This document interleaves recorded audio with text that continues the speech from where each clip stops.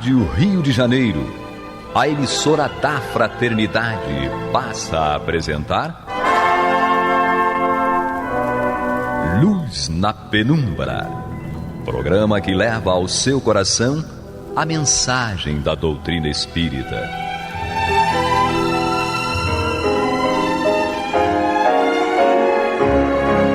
E com vocês, Eduardo Araújo, para o estudo de O Livro dos Médiuns, da obra codificada por Allan Kardec.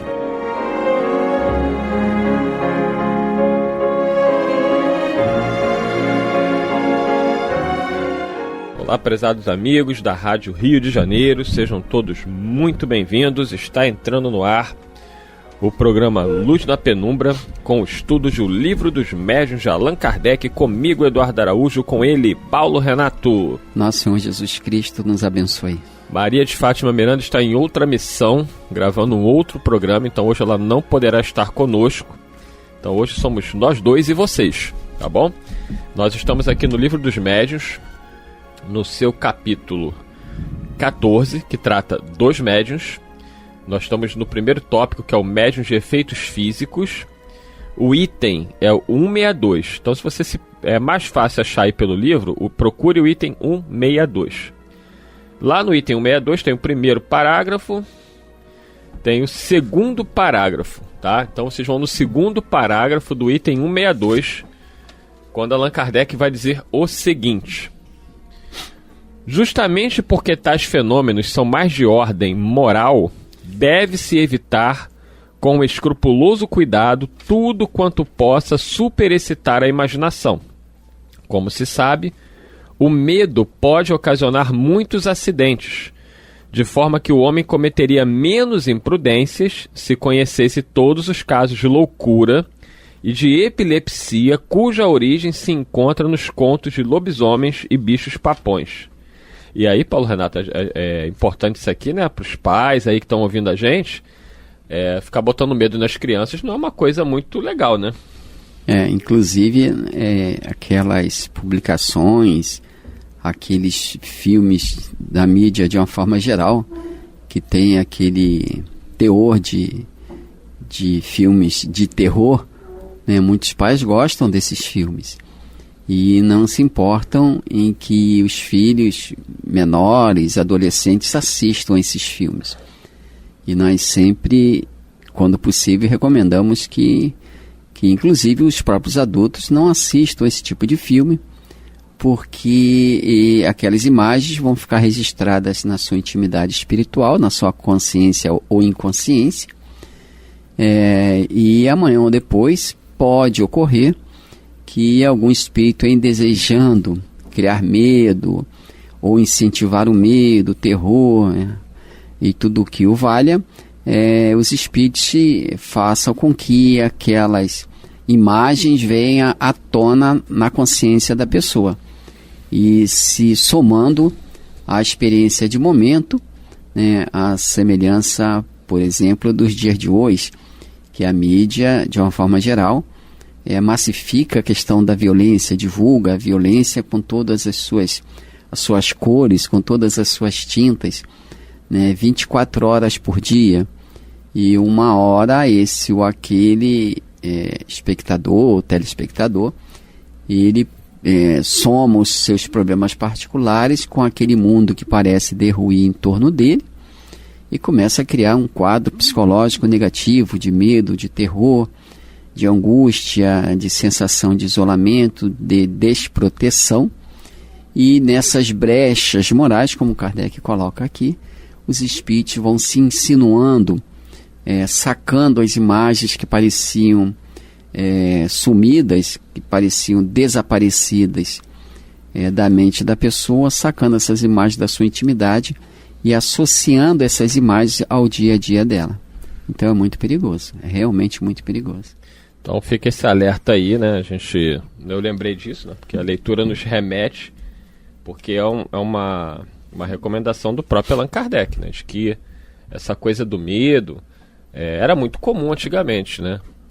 Por exemplo, pessoal riu que no programa eu falei que eu tinha medo da Cuca, né? Da Cuca.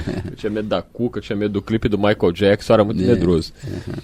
Mas assim, essa questão é muito séria porque os próprios obsessores, eles se aproveitam desses medos para aterrorizar, né, as crianças, e isso pode gerar sérios desequilíbrios emocionais que na pré-adolescência, na adolescência, vão gerar os conflitos que podem levar a uma série de problemas. Inclusive, nós não estamos falando de pessoas leigas, alheias ao conhecimento espírita. Inclusive, nós temos isso entre esses sintomas entre os próprios espíritas, né, que desenvolveram, a partir dessas experiências, desenvolveram um clima de terror, um clima de medo, de insegurança, de pavor, que às vezes tem um sintoma parecido com a depressão. Que sempre existiu, não é? Só não era diagnosticada, né? Justamente. Chamava-se, a Kardec até fala sobre a melancolia no a nomenclatura que mudou, né? A nomenclatura mudou, mas a doença já existia. Kardec continua dizendo o seguinte, item 162, segundo parágrafo. Imagina-se, então, o que não acontecerá se convencerem todas as pessoas de que o agente dos aludidos fenômenos é o diabo. Os que propagam semelhantes ideias não sabem a responsabilidade que assumem. Podem matar. Olha só que coisa, Paulo Renato, prezados amigos ouvintes. Gente, eu era muito medroso. Mas eu tinha um pavor disso, né? Porque você imaginar que existem seres, né, como o diabo, né, que teria tanto poder quanto o próprio Deus, né, é até uma coisa que nos assustava, porque a gente respeita, né, os nossos irmãos que acreditam na existência de um ser, né, que é o diabo. A gente tem pleno respeito, é uma questão de doutrina, de crença religiosa, mas isso, dentro da lógica e da racionalidade proposta pela doutrina espírita, não teria muito sentido. Porque Deus teria criado um ser que se voltaria contra ele mesmo. Quer dizer, então, os atributos da divindade ficariam comprometidos, porque cadê a onisciência? Eu criei um anjo, esse anjo se rebela contra mim, e ele se torna o Lúcifer, o diabo, aquele que vai competir comigo, e queria desafiar o próprio Filho de Deus, que é Jesus. Então, Paulo Renato, graças à doutrina espírita, eu adquiri essa tranquilidade de saber que, olha, demônios somos todos nós, quando estamos desviados, né, da rota do bem. Justamente. Parece que a impressão que se tem é que o tal diabo, o tal demônio, criou o seu próprio império. E ele interfere no império de Deus, figuradamente falando, mas Deus não teria condições de interferir no seu império. Então estaríamos também aí colocando o diabo numa posição privilegiada em relação a Deus, porque ele pode resgatar as almas de Deus, mas Deus não pode resgatar as almas do diabo, do referido diabo. Então, em lógica simples, ele realmente não deve ser aceito. Mas há mentes que absorvem, né, devido às suas experiências passadas, absorvem com muita facilidade esses conceitos, essas ideias, e que são realmente ideias perniciosas, como muito bem vai desenvolver Allan Kardec aqui. Hoje, nesse clima de insegurança absoluta, em que todos vivemos no Rio de Janeiro, né, as pessoas ficamos com extremos de cautela, né, de modo que nos privamos, inclusive, da convivência, aquela convivência de rua, em que as famílias se reuniam, conversavam, as crianças brincavam. Quer dizer, por que essa experiência de convivência desapareceu? Por causa do medo. Né? O medo da violência fez com que a pessoa se retraísse, se recolhesse dentro da sua casa. E nesse aspecto, diríamos que a lição é a mesma. Né? Embora nós não estejamos falando essencialmente da questão da convivência de rua, mas a pessoa se fecha dentro de si mesma, né, com medo, com pavor, né, pensando que pode se proteger, proteger a si mesma, se enclausurando, né, sem nenhuma defesa moral. Então, havemos de pensar nessa situação. O recolhimento, o isolamento, nesse caso, não é bom, não é saudável. Devemos expandir as nossas relações, mas sempre baseadas na confiança em Deus, sabendo que Deus é pai de um e é pai de outro, né? Daqueles que se dizem demônio, tanto quanto daqueles que são os santos, os nossos protetores. Deus é um só e só existe um poder do universo. E é isso que nos traz a tranquilidade que a doutrina, né, pelo seu esclarecimento, né, conhecereis a verdade e ela vos libertará. Por mais que a gente tenha as nossas inseguranças do mundo que a gente vive, os nossos medos, a gente, devido àquilo que os espíritos nos explicam, né, isso nos traz uma certa tranquilidade para não deixar de cumprirmos com as nossas obrigações do dia a dia, né? Paulo Renato trabalha lá numa comunidade, faz lá o trabalho dentro da casa espírita, né? O que não é fácil hoje em dia, né? Porque muitas comunidades não estão mais permitindo casas espíritas. Graças a Deus lá ninguém ainda fez isso com o centro que o Paulo trabalha, dirige. Mas muitas pessoas sofrem perseguição, tem que mudar de local. Tem a violência do dia a dia, como foi citado, mas se a gente fosse entregar ao medo, a gente não sai de casa. A gente não vive. E os espíritos nos explicam que ninguém morre fora da hora, a não ser que seja por um motivo de escolha pessoal, direta ou indiretamente. Né? Mas fora isso, os espíritos falam, quando não chega a hora da morte, não perecerás. Está lá em O Livro dos Espíritos. É interessante a questão do respeito, né? Embora saibamos que esse título foi a autodenominação, aquelas entidades que se aproveitaram dos preconceitos religiosos, se identificaram com tais nomes. Embora elas não sejam o que pretendem ou que digam que sejam quem forem, nós devemos respeitá-las. Assim como nós respeitamos e devemos respeitar as áreas de dominação da criminalidade. Não é porque nós confiamos em Deus que nós vamos sair, né, enfrentando desassombradamente as áreas de risco, né, acreditando que Deus nos livrará de todos os problemas procurados por nós voluntariamente. Então, também nesse campo é necessário respeitar essas entidades que assim se apresentam. Nós lembramos neste momento dos biógrafos do Chico, que dizem eles que certa feita o espírito apareceu para o Chico, teria aparecido para o Chico, com essas características do diabo, e se apresentou como tal. Né, lembrando que Kardec explica isso aqui no próprio Livro dos Médiuns que nós estamos estudando.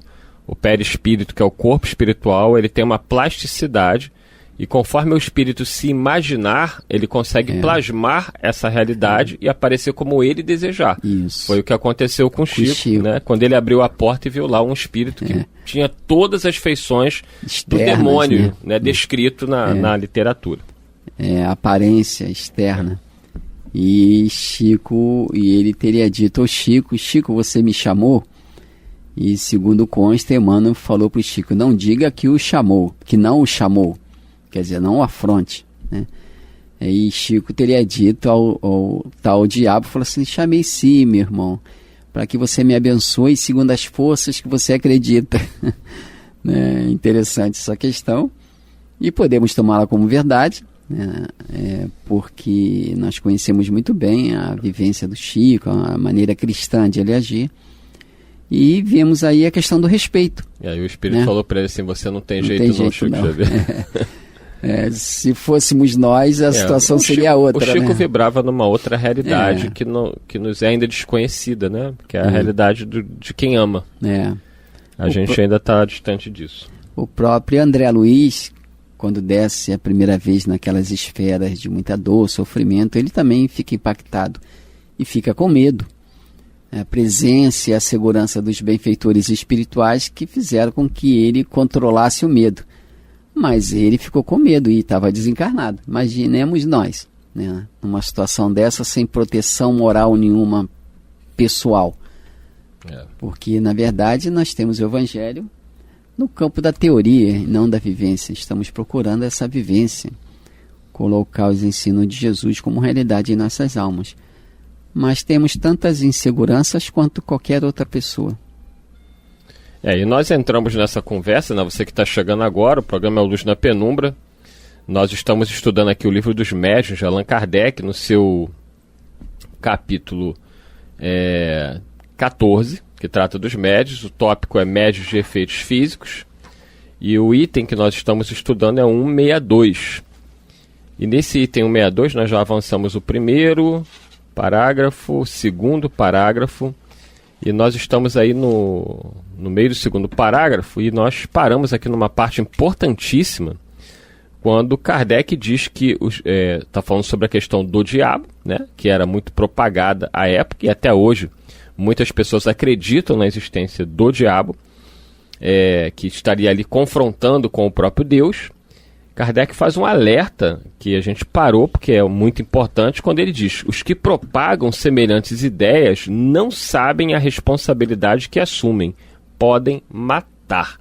Então nós paramos aí porque se Kardec diz que propagar a ideia de um ser demoníaco tão poderoso quanto o próprio Deus poderia matar, é para a gente ter atenção. Mas lembrando sempre, você que é católico, você que é evangélico, que acredita na existência do diabo, nós temos total respeito por isso. É apenas uma reflexão que estamos fazendo aqui dentro da doutrina espírita para que você também possa refletir. E o importante é que você, acima de tudo, faça o bem, né? Ame o teu próximo como a ti mesmo e é Deus sobre todas as coisas. Se você acredita ou não na existência do demônio, é uma questão muito pessoal e dentro da sua religião, da sua doutrina. A doutrina espírita diz que não existe o diabo. Existem espíritos maus que um dia se tornarão bons. Nós já fomos diabos. Né? Nesse sentido. E hoje estamos tentando ser pessoas melhores. Né? Nesse sentido, né? Nós já fomos espíritos milenários que já, pelas diversas encarnações, seja no corpo físico ou fora dele, nós já agimos desta maneira e hoje estamos tentando seguir ao Cristo. Esse é o fundamento da doutrina espírita, do progresso dos filhos de Deus. Deus não criou seus filhos para o sofrimento, para o mal. Criou-os com a possibilidade de se aperfeiçoarem.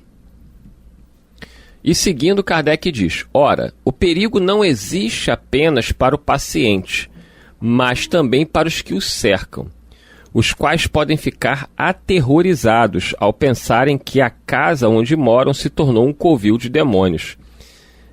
Foi esta crença funesta que causou tantos atos de atrocidade nos tempos da ignorância.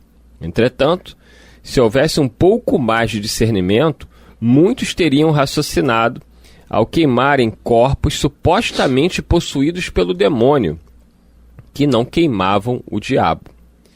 Já que o queriam livrar-se do diabo, é o diabo que deveriam matar. A doutrina espírita, ao nos esclarecer sobre a verdadeira causa de todos esses fenômenos, dá-lhe o golpe de misericórdia. Longe, pois, de estimular tal ideia, todas as pessoas, e este é um dever de moralidade e de humanidade, devem combatê-la onde quer que ela exista. Então, em tempos recuados, em séculos passados, quando uma casa, pessoas eram acometidas de processos violentos de obsessão, que a doutrina espírita vai chamar de possessão, subjugação, essas pessoas eram mesmo mortas, queimadas, porque se elas estavam tomadas pelo demônio, para destruir aquele demônio, matava-se a pessoa. Com o tempo, a própria igreja parou de fazer essas práticas e passaram a utilizar-se dos chamados exorcismos. Que era tão problemático quanto, porque desafiava as entidades, que eram muitas vezes muito cruéis, muito perigosas. São muitos os relatos de casas, de pessoas, e até hoje existem padres exorcistas, aqui no Rio de Janeiro tem. Porque essas histórias ficam muito ocultas, porque as famílias tentam se preservar do escândalo, mas são histórias que a doutrina espírita explica como naturais, são fenômenos que ocorrem com qualquer um de nós, alguns deles muito graves, processos obsessivos extremamente graves. O Chico lidou com alguns casos desses, Dr. Bezerra, o Divaldo, de pessoas que realmente estavam tomadas dentro daquilo que Kardec chama de possessão e subjugação, e que em tempos atrás, Paulo Renato, as pessoas eram simplesmente queimadas para queimar e matar o demônio. É interessante que realmente a ignorância em uns e a perversidade em outros, né? Porque aqueles que tinham algum discernimento sabiam, né, que o tal demônio que se apossava supostamente daquele corpo, ele era imune, digamos assim, invulnerável ao fogo, né? Então teria que se queimar todos os corpos, porque em queimando aquele corpo, o tal demônio não poderia mais servir-se dele.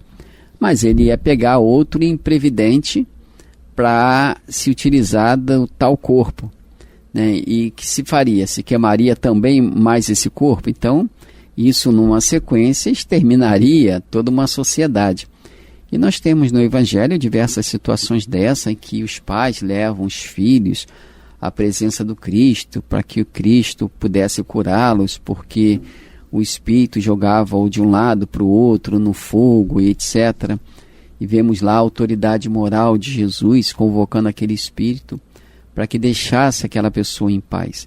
Por isso que Kardec fala aqui mais adiante que esse é um fenômeno moral, não é um fenômeno físico propriamente falando, não é um distúrbio físico, psicológico, um destrambelho, digamos, do aparelho cerebral, porque se assim o fosse, seria tratado muito convenientemente pela medicação apropriada, mas por ser um fenômeno moral, é necessário que o tratamento também seja nesse nível, se dê nesse nível. É por isso que a doutrina espírita apregou, ressalta, incentiva o bem sob qualquer aspecto.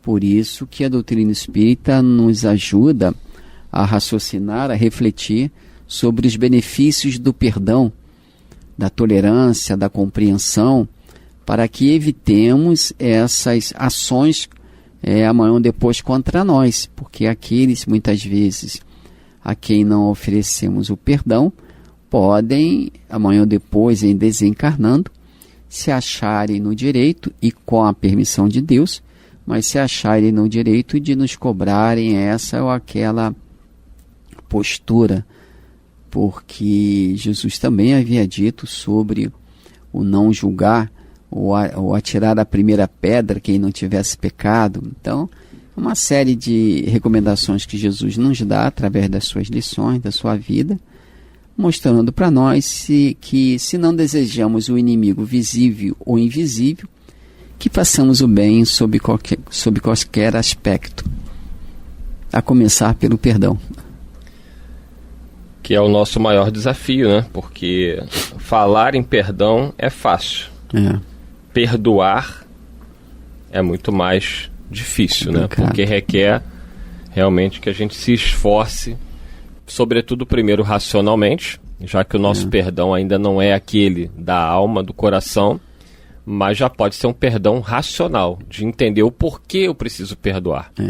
Os espíritos sempre nos dizem que se nós já cometemos tantas atrocidades no passado, por que agora iremos querer atirar a primeira pedra?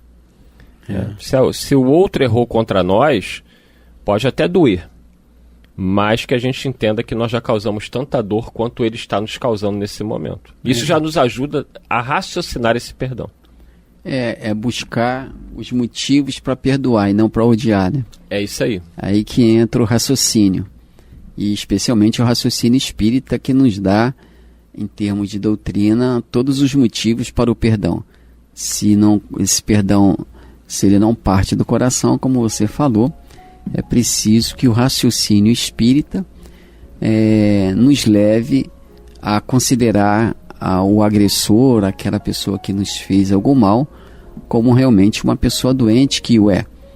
E raciocinando assim, nós vamos procurar racionalmente, entendendo os motivos que o levaram a fazer tal coisa, nós vamos procurar um certo nível de compreensão, de tolerância para com a pessoa, e se insistirmos nesse bom pensamento, amanhã depois teremos diluído as sombras do ódio, da mágoa de nossa alma, e talvez até façamos daquele adversário um amigo. E dito isso, chegamos ao final de mais um programa, agradecendo a sua audiência. Sei que vocês estão morrendo de saudade da Miranda. Vamos ver se no próximo programa ela consegue estar conosco para participar aqui no estudo de O Livro dos Médiuns. Muita paz e até lá. Deus nos abençoe. Você está ouvindo o programa Luz na Penumbra.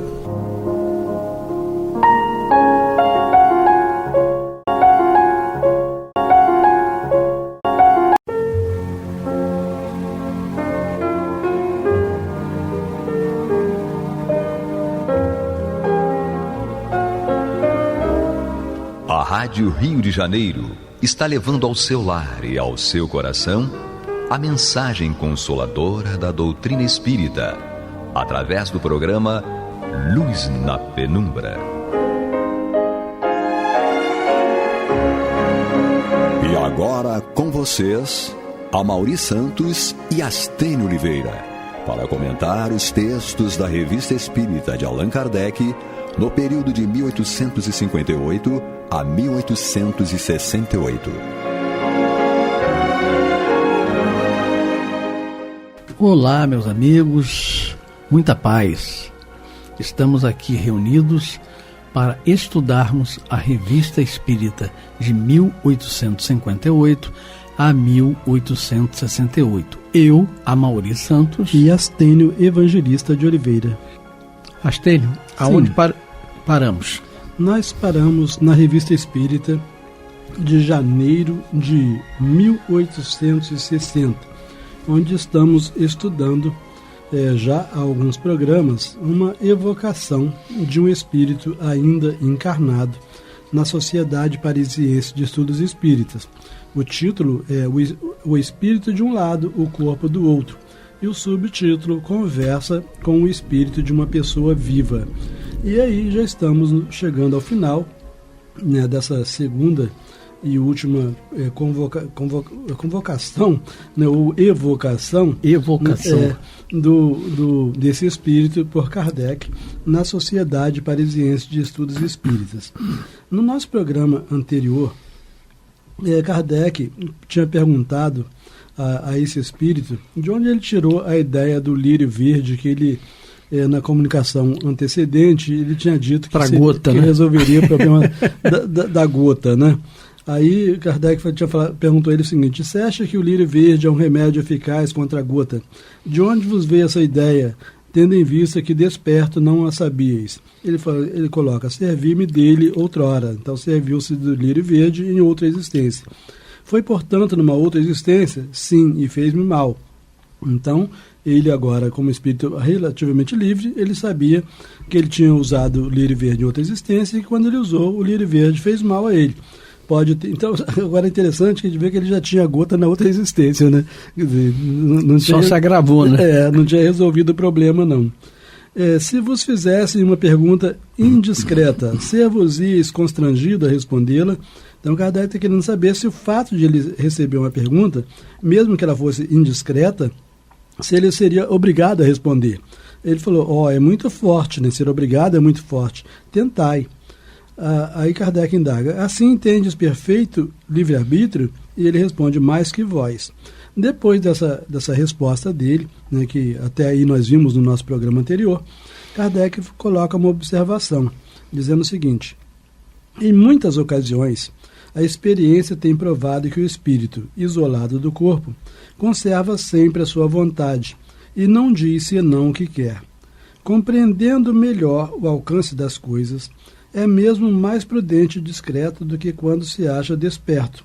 Quando diz uma coisa, é que julga útil dizê-lo. Então, o espírito livre do corpo, né, mais ou menos livre, que era o caso desse espírito aqui, que ainda estava encarnado, ele só diz uma coisa quando julga útil dizer e não está obrigado a responder perguntas que ele não queira responder. Aí Kardec prossegue dizendo o seguinte: terias tido a liberdade de não vir quando vos chamamos? Entendeu aqui? Assim, nesse caso aqui... Você tinha opção de não vir. Sim, está sendo chamado e não vem. Não vem. Nesse caso aqui específico, a gente sabe que foi o próprio espírito encarnado que combinou, que pediu para ser evocado, né? Mas aí Kardec indaga se ele, mesmo tendo combinado, se ele não quisesse ir, né? Então, teríeis tido a liberdade de não vir quando vos chamamos? Resposta, sim, livre de sofrer as consequências. Então, ele poderia se recusar a ir e não teria qualquer consequência por se recusar a ir. Quais seriam essas consequências? Aí ele responde. Achei essa resposta dele muito interessante para o nosso aproveitamento pessoal, cara. Kardec fala assim, quais seriam essas consequências? Quer dizer, as consequências de ser chamado e não ir.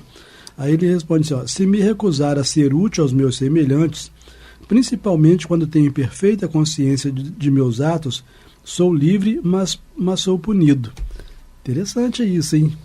Porque isso aqui deve se aplicar aos nossos... A lei de livre-arbítrio. Causa e consequência. Sim, e os nossos deveres, né? Sim. Imagina, nós teríamos o dever de vir hoje gravar na rádio. Mas poderíamos exercer o nosso livre-arbítrio e não vir também. Sim. Agora, poderia ter consequência, né? Quando você deixa de cumprir um dever, pode ter consequências, processos obsessivos, enfermidades, né, que estão sob controle em razão dos trabalhos que as pessoas estão realizando, né? Que nós somos protegidos pelo que fazemos. Sim. Né? E até para que façamos. As né? intenções que são ocultas, né? Eles sabem quais são as intenções, que nós não estamos colaborando. Sim. Eu não quero ver, não quero falar com as tênis, etc. Então, cansei disso. Isso não acaba nunca. Aí o anjo da guarda lá vai estar dizendo, você não sabe o que está fazendo, né? Piorando sua situação. Bom, aí Kardec pergunta o seguinte, que gênero de punição sofreríeis? Quer dizer, se ele estivesse deixando de cumprir, de atender o semelhante, tal, de ser útil ao semelhante, que gênero de punição sofreríeis? Ele falou, seria necessário vos desvelar o código de Deus, e isso seria muito longo. Quer dizer, então é como se ele dissesse assim, essas punições, elas fazem parte das leis divinas, e lei de causa e efeito, e daí por diante. Então, assim, eu teria que gastar muito tempo para poder dizer o que eu entendo por essas punições. Sim. Né? Bom, aí a gente até se lembra, né, de Valdo, né, que ele informa que ele tem lepra no perispírito, né? Sim. E que se ele fugisse do trabalho, né, a lepra apareceria. Isso, né? A hanseníase, né? Aí Kardec indaga aqui, se neste momento alguém vos insultasse, olha outra pergunta interessante, ele está ali como quase desencarnado, né? E se alguém ali na reunião dirigisse um insulto a ele, né? Então, se neste momento alguém vos insultasse, dizendo coisas que desperto não suportaríeis, qual o sentimento que experimentaríeis?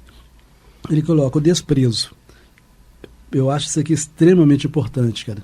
Porque se eu, como espírito livre ou como espírito desencarnado, eu desprezaria um insulto, eu tenho que aprender a fazer isso estando ainda encarnado. Recebi um insulto. É se educar, né? Sim, né? Se autocontrolar, né? Sabe? Então, se recebi um insulto, a primeira reação não deve ser a de devolver o insulto, e sim a de silenciar. Mas a nossa imaturidade nos leva a devolver. Sim, né? Exatamente. É como se nós nunca tivéssemos ouvido falar de Jesus, de nenhum ensino do Evangelho, né? Bom, então, mas naquele momento, se alguém o insultasse, o sentimento que ele teria seria de desprezo, né? De algum modo lamentando a condição desequilibrada daquela criatura que estaria o insultando. E aí Kardec pergunta, então não procuraríeis vingar-vos? Resposta, não. E fazeis uma ideia da posição que ireis ocupar entre os espíritos quando lá estiverdes completamente? Então, Kardec está indagando assim, quando você estiver realmente desencarnado, né, você tem ideia de que posição você vai ocupar? Espírito superior, espírito mais ou menos, né? Aí ele responde, não, isso não é permitido. Então, ele não faz ideia de qual será a escala que ele vai ficar, né? E até porque é aquilo que nós falamos no outro programa, né? Não se sabe... A ascensão aqui é social, mas lá é educacional. Educacional, né? São as suas, de compreensão, né? São as suas realizações, as suas conquistas reais, e não as aparências, né? Até no outro programa nós comentamos que ele não estava desencarnado ainda, não se poderia saber o que ele faria ainda do restante da existência dele. Então, como é que vai saber qual vai ser a posição dele? Exatamente. Porque a questão é do conjunto, né? Até ali ele poderia estar muito bem, mas o que ele faria a partir dali?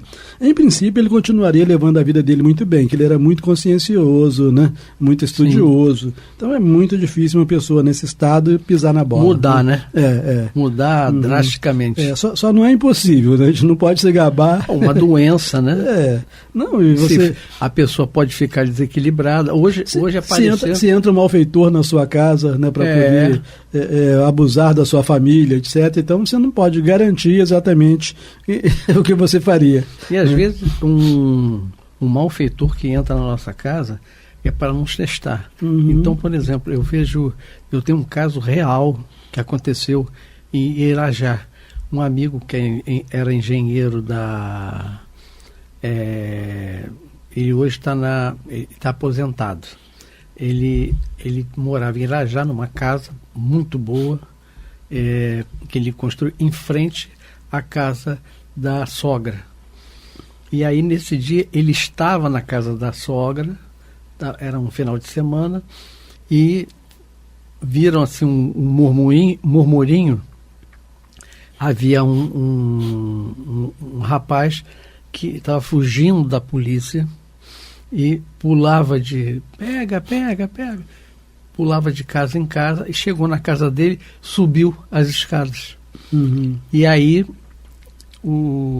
a população entrou na casa dele, acabou com a casa, né? Pegou ele, bateram nele e o filho dele, ele foi testado. Ele era ateu. Olha como é importante, né? A trava o filho dele pegou a arma que ele tinha e disse para ele: mata esse cara, mata ele. Ele falou: não vou matar ninguém, guarda isso, não vou matar ninguém. Mas a espiritualidade, né, fez com que as outras pessoas que estavam eram mais materialistas, pegassem ele e jogassem lá de cima. Nossa. E ele morreu porque não foi socorrido a tempo, né? Não, é o que eles fazem com os bandidos, né? Isso não foi socorrido a tempo. Aí morreu, mas ele não matou. O que eu queria dizer era isso: um cara que era materialista. Sim. E não matou. Sim, no momento do teste ele passou, né? Isso faz lembrar um caso que ocorreu com o Lauro Mendonça, desencarnado recentemente, era um excelente orador espírita. Ele morava em Olaria e quando acordou de manhã tinham ladrões dentro da casa dele. E ele sempre foi muito engraçado, ele dizia, sorria o tempo todo, né? E ele convidou os ladrões para tomarem café com ele, né? E eles tomaram café com ele, levaram as coisas, mas não fizeram mal a ninguém, né? Então... esse campo vibratório, né? O Chico Xavier também tem um caso assim, um cara entrou para roubar. Eu vou roubar você fica quieto aí e tal. Ele falou, você quer um chá? Quer café, né? Que ele tomava café. Aí o cara parou. Você tem filhos? Aí foi nessa área. E o cara deixou ele. No caso do Lauro, levou as coisas, mas não fez mal a ninguém. Bom, preferível, né? E aí, então, quando Kardec perguntou aqui a ele, né? Fazeis uma ideia da posição que ireis ocupar entre os espíritos quando lá estiverdes completamente? Ele responde, não, isto não é permitido. Aí Kardec indaga, e aí a última pergunta nessa entrevista e sobre esse tema, Kardec fala assim, no estado atual em que vos achais, credes que o espírito possa prever a morte do corpo? Ele responde, algumas vezes, contudo, se tivesse que morrer de repente, sempre teria tempo de a ele voltar. Então, naquele estado em que ele estava, de espírito encarnado ainda, mas de meio livre, né, se ele poderia prever a morte do corpo. Ele disse que poderia, né, que algumas vezes seria possível. Mas mesmo assim ele sempre teria tempo de voltar ao corpo se o corpo estivesse para cessar a vida material, né? Bom, e aí terminamos aqui essa parte que trata de comunicação. Da evocação, né? Da evocação, né? E obviamente com a comunicação decorrente da evocação de um espírito que ainda estava encarnado. Então o título na Revista Espírito de janeiro de 1860 foi O Espírito de um Lado, o Corpo do Outro. Conversa com o espírito de uma pessoa viva. E aí deixa eu ver aqui até onde nós fomos. Então nós já terminamos. Agora entra um outro tema, né, na mesma revista de janeiro de 1860, chamada Conselhos de Família, né? E nesse Conselhos de Família, Kardec nos diz o seguinte: certamente nossos leitores se lembram do artigo que publicamos no mês de setembro último, sob o título de Uma Família Espírita.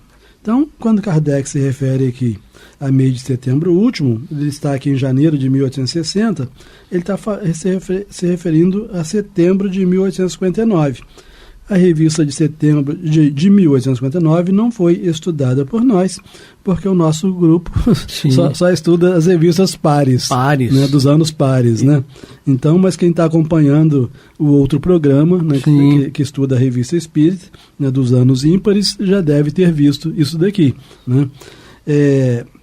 Então, eu falei, certamente nossos leitores se lembram do artigo que publicamos no mês de setembro último, sob o título de Uma Família Espírita.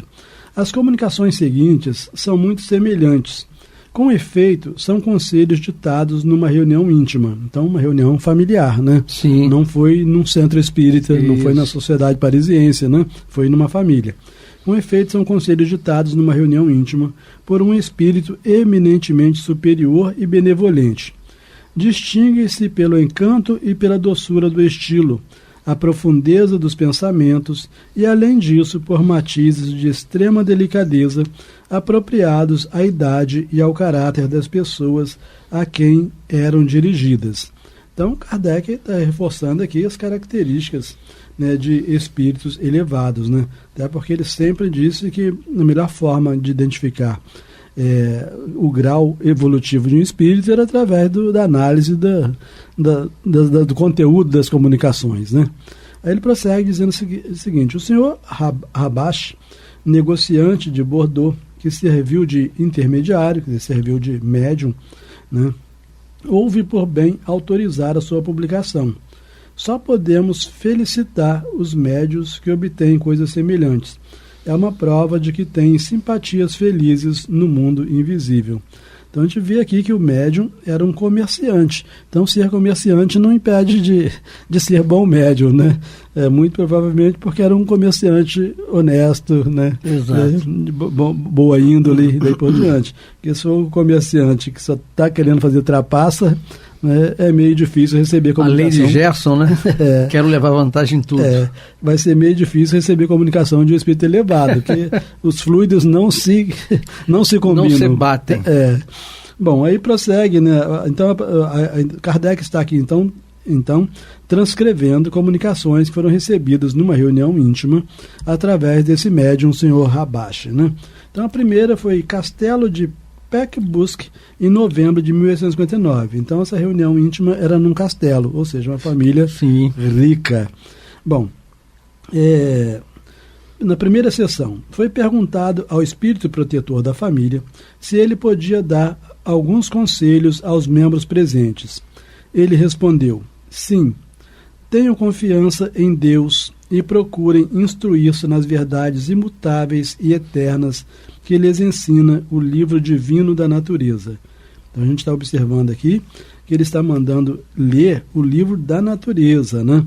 Me lembro que o Camille Flammarion, ele disse que se nós aprendêssemos a ler o livro da natureza, que nós desenvolveríamos toda a sabedoria necessária ao nosso progresso.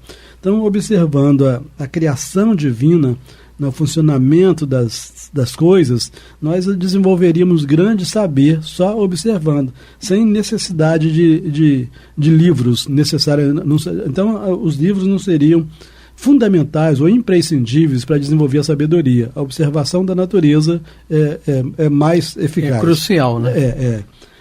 Então, tenham confiança em Deus e procurem instruir-se nas verdades imutáveis e eternas que lhes ensina o livro divino da natureza.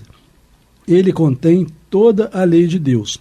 E os que sabem ler e o compreendem são os únicos a seguirem o verdadeiro caminho da sabedoria. Então a gente vê aqui que, muito antes de Camilo Flammarion falar isso, ele estava dizendo que o caminho da sabedoria pode ser conquistado através da observação da natureza, né? Que nada do que vejam seja negligenciado, porquanto cada coisa traz em si um ensinamento, e deve, pelo uso do raciocínio, elevar a alma para Deus e dele aproximá-la. Então seria observar tudo o que existe na natureza e refletir a respeito do que veja, né? Não deixar nada passar sem ser devidamente observado. Em tudo quanto ferir a inteligência, procurem sempre distinguir o bem do mal. O primeiro, quer dizer, o bem, né, para praticá-lo. Então, distinguir o bem do mal. O bem para praticá-lo. O segundo, o mal, para evitá-lo. Antes de formular, então, quer dizer, observa tudo, inclusive o mal. Mas o mal você observa para não praticar. Então, antes de formular um julgamento, voltem sempre o pensamento para o eterno. Isso é super importante, né? Antes de julgar, pensa em Deus. Sabe? A quem cabe julgar as criaturas? É Deus, e não a nós, né? Perfeito. E nós, às vezes, julgamos, condenamos, né? Aplicamos a pena, enfim. Bom, antes de formular um julgamento, voltem sempre o pensamento para o eterno, que os guiará ao bem, e não os enganará jamais. Então, um conselho útil, né? De modo que, diante de qualquer comportamento que as pessoas tenham em relação a nós ou em relação a outros, que nós não os julguemos sem antes dirigirmos o nosso pensamento a Deus, para não errarmos no nosso julgamento, né? Não é que estejamos proibidos de julgar, mas devemos lembrar de Deus antes de julgar para fazer um julgamento correto. Isso foi na primeira sessão. Na segunda sessão, disse esse espírito que era o guia espiritual da família, né? Boa noite, meus filhos.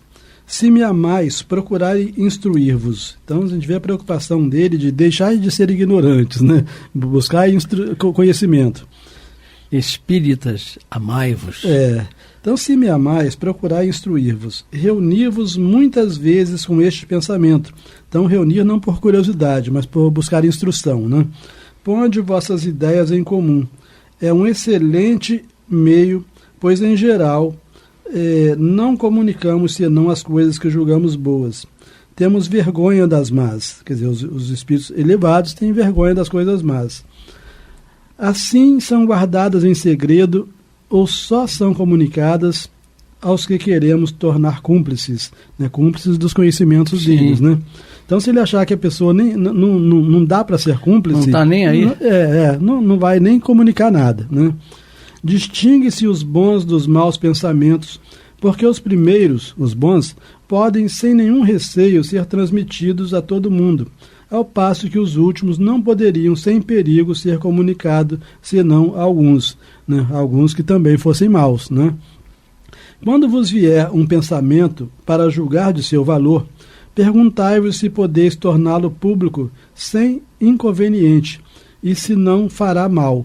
Então vem o pensamento, a gente quer saber o valor desse pensamento, fala assim, eu posso ensinar as pessoas esse pensamento sem gerar qualquer dano, muito pelo contrário, beneficiando, se eu não posso divulgar isso, e o que mais se divulga hoje pelas redes sociais são maus pensamentos, né, que prejudicam uma grande massa, leva a família a se desentender, amigo deixar de ser amigo. Se desintegrar, né? Se desintegrar. Isso. Então são maus pensamentos e que as pessoas não perguntam, né? Tem aquele anseio de aparecer, né? E aí sai divulgando qualquer coisa, né? Sem antes indagar se aquilo é verdade, né? Se falar, é mentira. Se falar aquilo, se vai ser bom ou se não vai ser bom, enfim. Mas a gente não vai poder prosseguir nessa comunicação hoje, que o nosso tempo acabou. Vamos ter que deixar para o próximo encontro. Tá bom. terminamos aqui mais um estudo da Revista Espírita de 1858 a 1868. Eu, Amaury Santos e Astênio Evangelista de Oliveira. Lembrando a vocês, o Clube da Fraternidade, pelo telefone 3386-1422. Ajudem para mais sócios, amigos e parentes. Tá bom? Muita paz.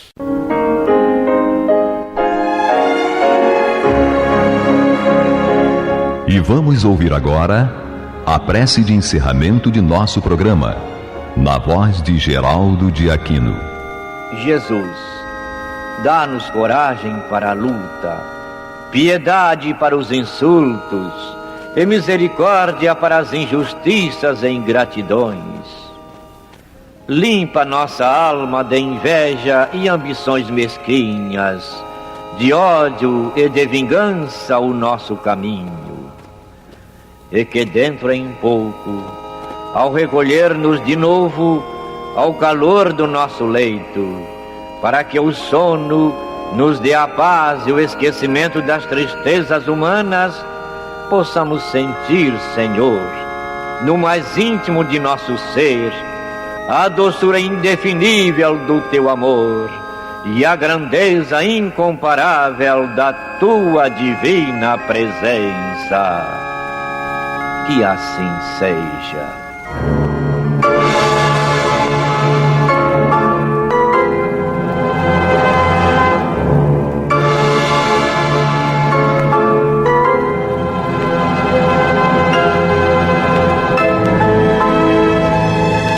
Acabamos de apresentar o programa Luz na Penumbra, que voltará a ser apresentado amanhã às 21 horas nesta emissora.